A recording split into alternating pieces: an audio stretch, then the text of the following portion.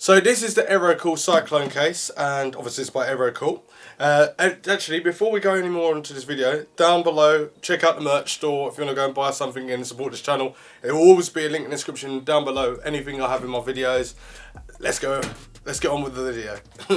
Anyway, so this is the Aerocool Cylon case, and it's a very budget orientated case, pretty decent.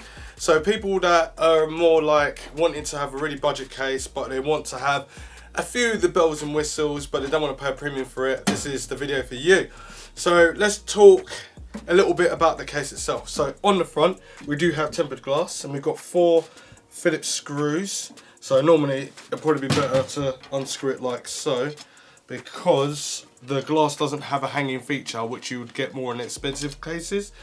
So it's got these rubber grommet bits that stop the glass from scratching or making a noise when it's actually screwing in. You can take them out by thumb screws or use the Phillips screwdriver for it. The tinted glass is probably tinted by around about 5%, 10%. So this is tempered glass. Comes with plastic on the side, plastic on the other side, so it's pretty decent. Pretty cool. This case fits ATX, micro ATX and mini ITX motherboards without a problem.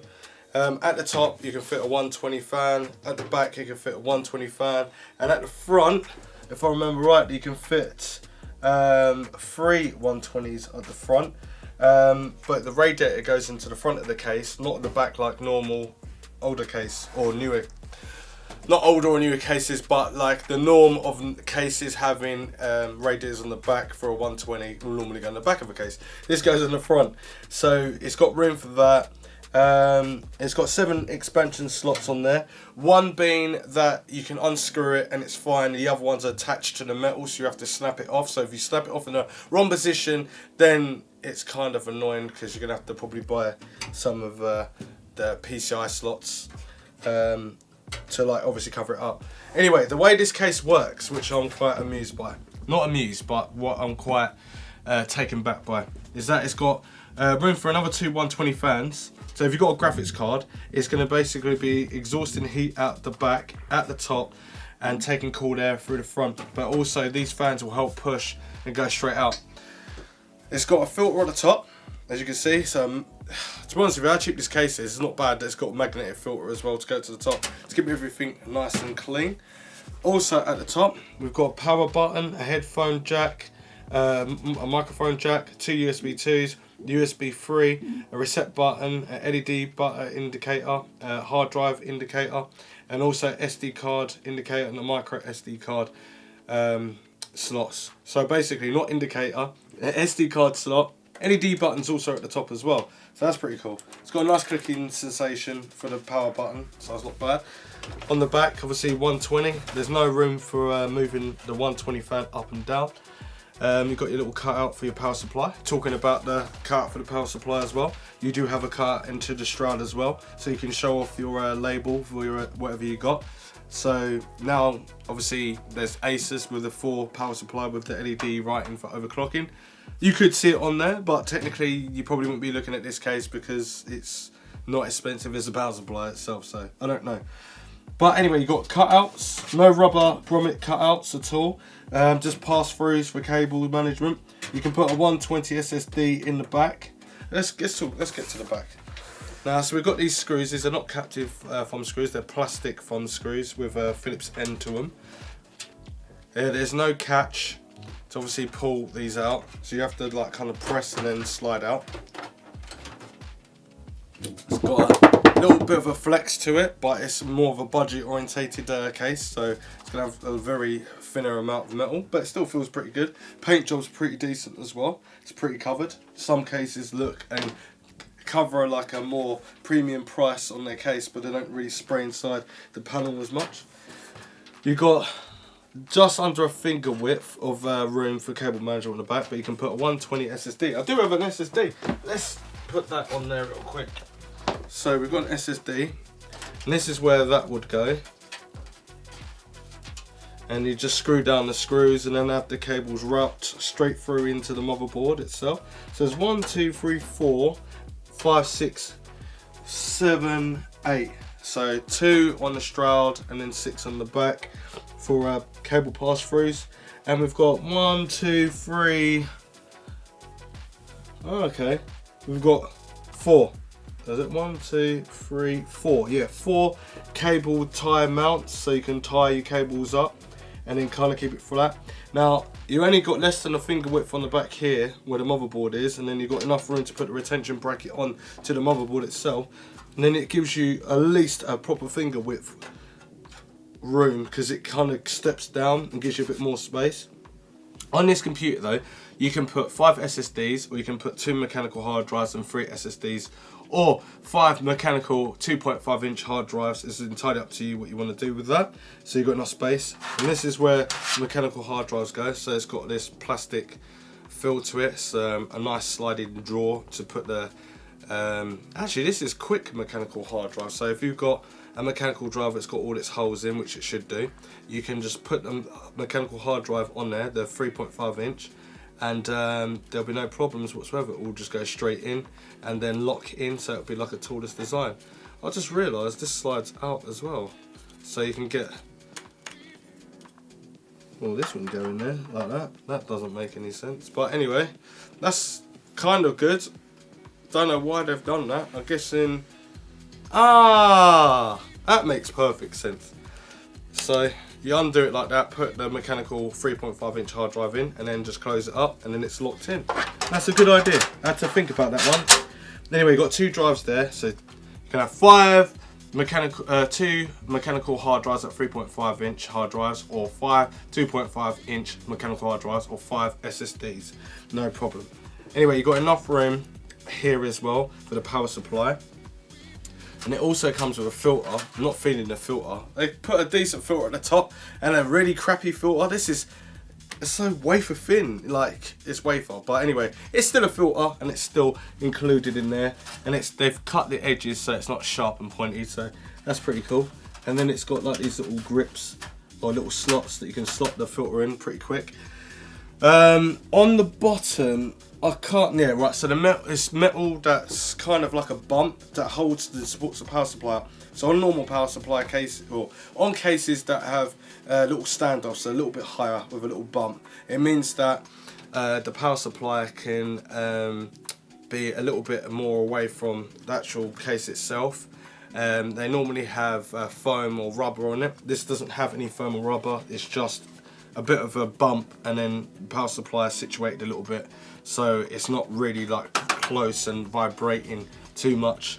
So that's not too bad, I guess. On the front here is where all your cable management is, where you can hide and like get your cables through and stuff. But I don't like what's happening here, even though this is an RGB case. Oh yeah, you get all your screws and that and your standoffs, but there's no standoff key there, but they do have cable management cables, so cable ties. Anyway, on the front of here, I wish they would have put this into the side like normal traditional cases have, because you're going to have all these cables, like you can route them through and stuff like that, but you can still see the cables right up there.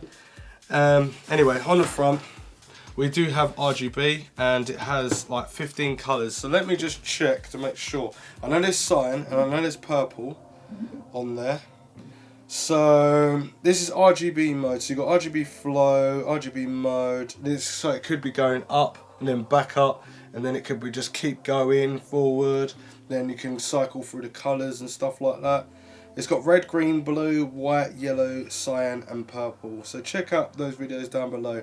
Elegant backlash LED with 13 lighting modes on the front panel, 6 RGB flow lighting modes, 7 solid colour modes. So that's pretty decent.